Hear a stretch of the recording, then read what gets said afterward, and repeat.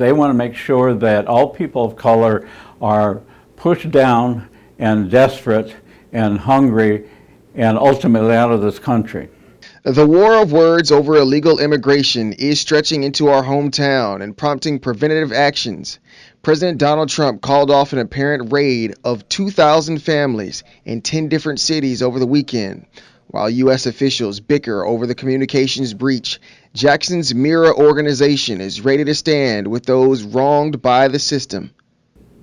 Well, first of all, I think his announcement was very racist and disgusting. He has created a whole atmosphere of terrorism ever since he's been president, but he increased the feeling of terrorism where people have been basically in hiding, trying to stay away from the SS troops of the Trump administration. I sat down with Bill Chandler of the Mississippi Immigrant Rights Alliance. He accuses the Trump administration of arresting immigrants immorally. Although Jackson was not a major city on the list of ICE raids, New Orleans was, and the distance close enough for concern. They characterized Jackson as a sanctuary city, and one of the Trump proposals was to dump all the undocumented people into so-called sanctuary cities, and the mayors of all the cities, including the mayor of our city here, said, come on, bring them. We need more population. We need a wider tax base so that the city can survive. And he hasn't done it yet.